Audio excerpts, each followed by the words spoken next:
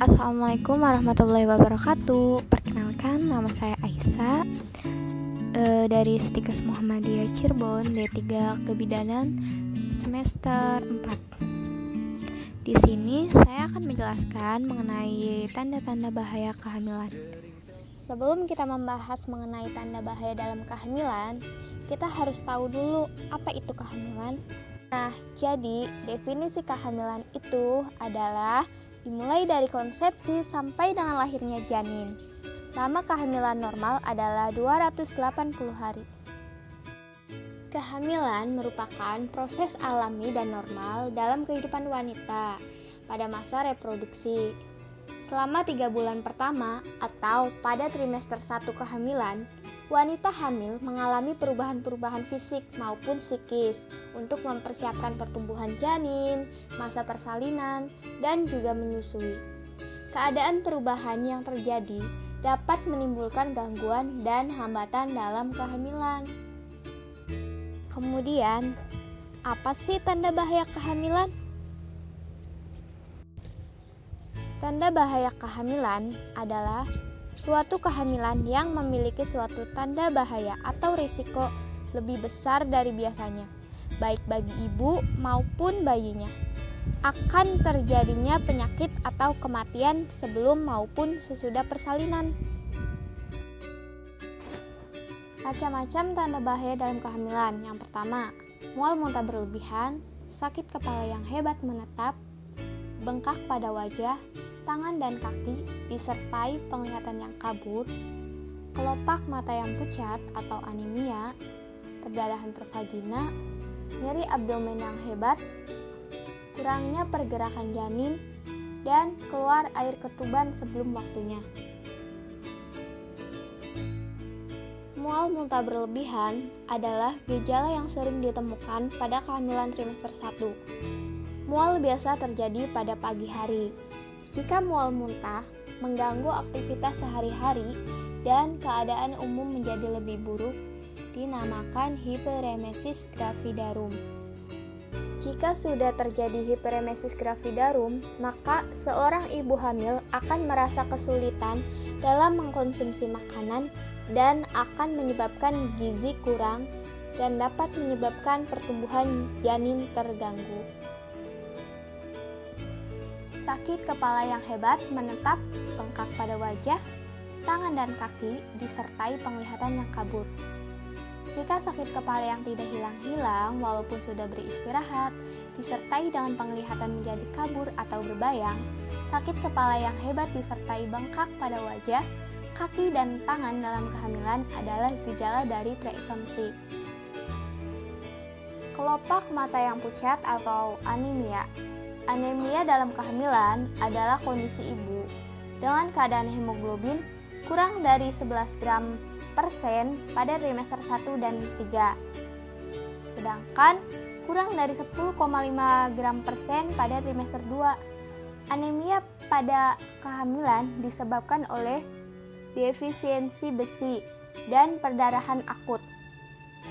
Anemia pada ibu hamil tidak boleh diabaikan karena bisa membahayakan diri sendiri dan juga janin dalam kandungan. Keluhan yang dirasakan ibu hamil adalah lemas badan, lesu, lekas lelah, mata berkunang-kunang, dan jantung berdebar. Pengaruh anemi yaitu dapat menurunkan daya tahan ibu hamil sehingga ibu mudah sakit, menghambat pertumbuhan janin. Kemudian perdarahan pervagina. Perdarahan yang tidak normal yang terjadi pada awal kehamilan adalah berwarna merah, perdarahan yang banyak, atau perdarahan dengan nyeri.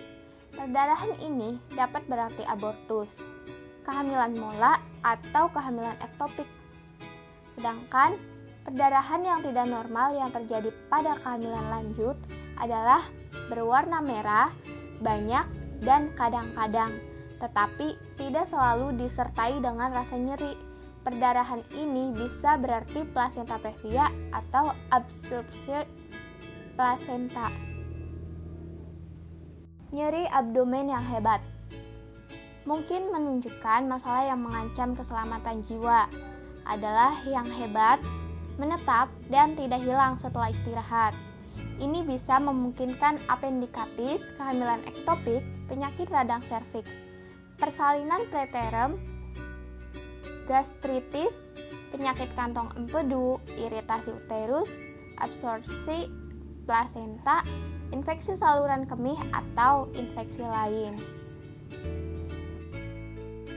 Kemudian, penanganan untuk nyeri perut yang hebat yaitu lakukan segera pemeriksaan umum meliputi tanda vital, nadi, tensi, respirasi, dan suhu. Jika dicurigai shock, mulai pengobatan sekalipun gejala shock tidak jelas, waspada dan evaluasi ketat karena keadaan dapat memburuk dengan cepat. Jika ada shock, segera terapi dengan baik. Kemudian, kurangnya pergerakan janin. Pertama kali ibu merasakan gerakan bayi pada bulan ke-5 dan ke-6. Dan ada yang merasakan gerakan lebih awal. Bila bayi tidur, gerakannya melemah. Bayi harus bergerak paling sedikit 3 kali dalam 1 jam. Gerakan bayi akan lebih mudah terasa jika berbaring atau istirahat, dan jika ibu makan dan minum dengan baik.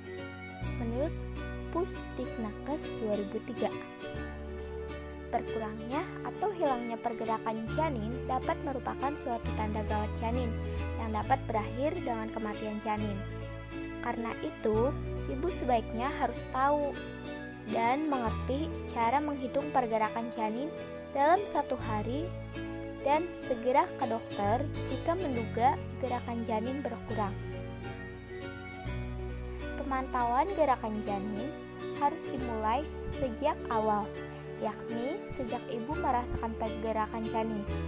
Karena ibu sendirilah yang paling tahu dan mungkin mendeteksi kesehatan janinnya. Biasanya memperhatikan gerakan janin setiap hari dan dianjurkan untuk memperhatikan pada malam hari. Saat itu janin sedang bangun. Fetal kick count menghitung tendangan janin, menghitung gerakan janin menurut Krisnadi 2007. Untuk penanganan gerakan janin berkurang, yaitu memberikan dukungan emosional kepada ibu, menilai denyut jantung janin atau DJJ apabila ibu mendapat sedatif, tunggu hilangnya pengaruh obat, kemudian nilai ulang. Bila denyut jantung janin atau DJJ tidak terdengar, minta beberapa orang mendengarkan menggunakan stetoskop Doppler. Kemudian, ketuban pecah dini adalah apabila terjadi sebelum persalinan berlangsung, yang disebabkan karena berkurangnya kekuatan membran atau meningkatnya tekanan intrauteri, atau oleh kedua faktor tersebut juga karena adanya infeksi yang dapat berasal dari vagina dan serviks. Penanganan terhadap KPD atau ketuban pecah dini yaitu yang pertama, konfirmasi kehamilan. Jika ada USG atau ultrasonografi, gunakan USG. Lakukan pemeriksaan in speculo dengan spekulum DTT untuk menilai cairan yang keluar berupa jumlah cairan, warna, dan bau. Kemudian membedakannya dengan urin.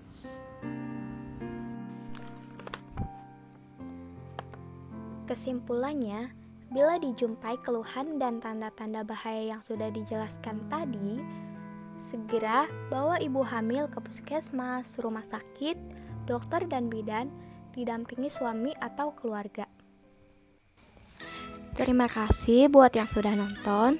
Semoga bermanfaat. Kurang lebihnya mohon maaf. Wabillahi taufiq wal hidayah. Wassalamualaikum warahmatullahi wabarakatuh.